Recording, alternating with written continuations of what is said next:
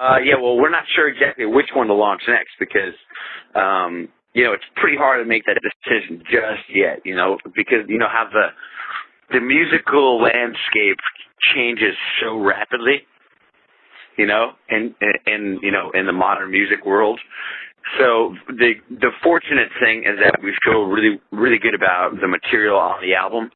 So we feel like we have a pretty good, variety of songs that we feel are worth believing in, for an album. So we'll have to see what the landscape is by the time Not Over You runs its course.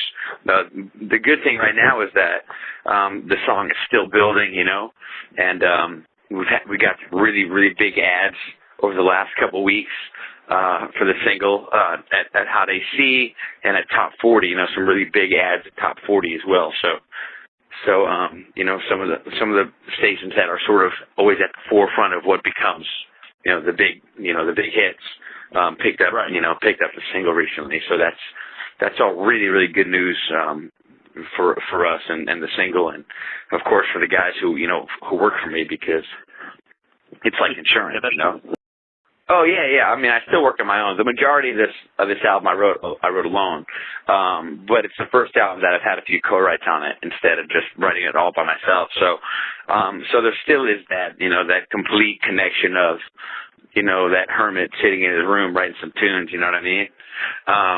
At the same time, there's the party songs are on there too. So I wanted to branch out a little bit. I needed to rattle my own cage, I needed to have it rattled. So that's why I wanted to do some, have another writer come in who I believe in, someone like an Andrew Frampton or Ryan Tedder, So, these are some of, in my opinion, some of the greatest writers in the world. So these are the people who I want to work with.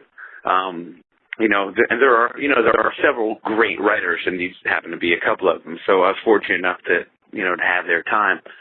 And so by working with them, it did a couple of things. One is I got to make music that I never would have made on my own. It just is a little bit more towards, whichever direction they were leading also. So, the song like Spell It Out, I never would have necessarily written that all by myself, Sometimes, I could say, oh, shit, I have an idea, man. And they go, oh, I like that, let's make it better. Or they go, oh, I got an idea. I'm like, oh, I like that, let's go with that. Let's keep going in that direction, let me help you with that. So, you're just helping each other out and motivating each other, and you're giving each other really a good idea of if you like one idea or not. Sometimes you can't tell if what you're doing is good or not. You might think it's good, but, everybody likes their own cooking. The other thing that made this album, I think that's making this record a standout against the other albums that I've made, is that there are multiple producers on it. So Ryan Tedder produced a couple tracks. He produced Sweeter, which I think is just all fucking, it's all sex. You know what I mean? That song is all sex, straight up. Right. It's really masculine and sexy. It's not like weakling sex. It's like manly sex. You know what I'm saying? It's like a masculine approach to writing a sexy jam. So it's like a Sly and the Family Stone, kind of like a Black Keys kind of song. You know what I mean? And so it's got that. And then Not Over You, we wrote that in Denver, Colorado, at Ryan's studio. We're sitting around the piano. And he was like, oh, man, what do you think of this little piano riff? I got this little piano. I like this. He starts playing. Dam, dam, dam, dam, dam, dam, dam, dam, dam, dam, dam, dam, dam, dam. I was like, oh, man, that's bad, man. Let's do that. So, a couple days later, we felt like we had that song. We were like, shit, that sounds like a first single to me. Yeah, me too, So, because that was a nice step out, it was kind of reflective of the things that I had launched in the past, like really, it's kind of like a classic, Gavin DeGraw track, you know what I mean? So we thought, oh, this is a good idea. I'd like to push out to radio because it'll allow them to recognize, it's recognizably my style, it's recognizably my voice. So it'd be a good way to step back out again. So we cut those two together. And then, not just that, we did I worked with about 4 producers on this. Eric Ross, who probably really kind of, I think really got us in the door with all those big early Tori Amos records, all piano driven, you know, that big Sarah Bareilles record. That was also Eric Ross, you know, so he really is savvy with piano players. Oddly enough, though, I happen to think his drum sounds are fucking incredible. And so, I mean, when I put the album in, like, all the guys in my band were like, holy shit, listen to the drums on that, you know? So you can hear with the song, like, Run Every Time. Listen to the drum track. It's amazing. The drums on that track are incredible. And that's, you know, Eric Ross. So then you have Ron Aniello, who's got a big roster, you know. I mean, the guy started playing guitar for fucking Frank Sinatra. That was his first gig, you know what I'm saying? And now, you know, he just worked on the last Bruce Springsteen record. So he's got, like, this huge background in music. And so we made a few tracks, and you could hear his world on a few of the tracks, you know. Then Butch Walker, I worked with Butch Walker, you know. We recorded in Bob Dylan's old studio, you know, and it was me and Butch and the guys from American Hi-Fi, you know, that was the backup band. And, you know, they were laying that shit down, and, you know, I remember Jacob Dylan came to the studio and we were cutting a track called Soldier. You know, and he came in there, you know, got kind of nostalgic, you know, with it being his dad's old studio. It was kind of cool, you know what I mean? He walked out and he was like, yo, man, great song. I was like, thanks, man, you know. If I got a Dylan commenting on calling it a great song, you know, that's a good thing. You know what I'm saying? Yeah. Yeah, and so I think a lot of people probably know Butch because of all the big records he makes for Pink, you know.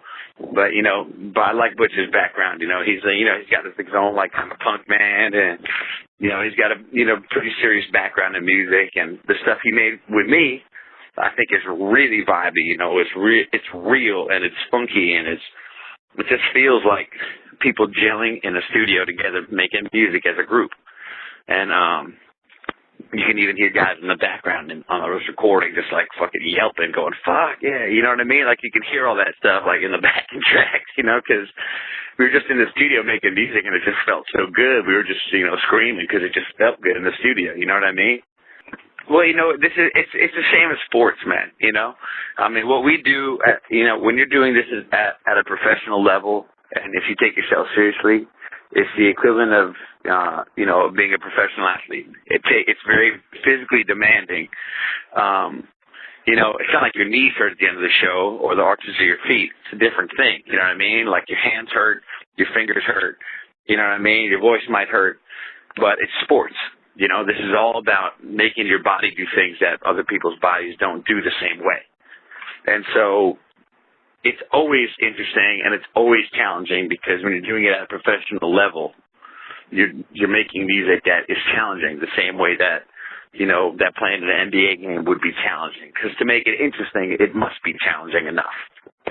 You can't fake it because you'll never be able to get through the song.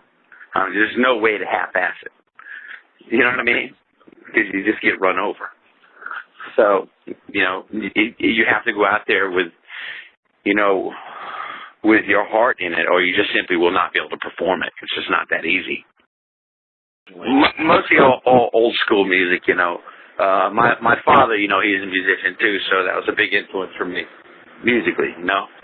Him sitting around the house, you know, strumming and, you know, playing all these crazy ass rhythms and you know, singing. And he was actually really gifted and beautiful singer, you know, crazy beautiful voice. But you know, that was my influences started really in the house mostly, and you know, then I got into like old classic rock and a bunch of old school soul music and, you know, old country music and shit like that. The fact is, I just happen to like really, really old ass music. So, and that's the stuff that tends to speak to me because those are, you know, as far as recording goes, those are the originators, and I like to tap into that vibe. Well, I think for the most part, you know, this tour is an opportunity to, you know, obviously play the songs that people are most familiar with of mine. You know, the songs that trigger recognition, like I Don't Wanna Be or Chariot, In Love with a Girl. And we're obviously going to put those songs out there, follow through.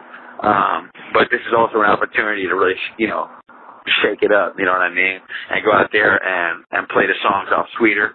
The new single, Not Over You, which is getting traction, you know what I mean? Basically, you know, not just playing the hits that they know, but playing the ones that are becoming hits and the ones that they're gonna want to be like, oh fuck, I remember I was there. The song was just coming up, and then it became a big hit. You know what I mean? So, you know, it's really gonna be a party. You know, this show is like actually really high paced. You know, and the shows tend to be kind of sexy and fun. You know what I mean? So it's a party. It's all about the party. If you can't have a good time up there, don't come. You know what I mean? It's all about having a good time. Life is too short.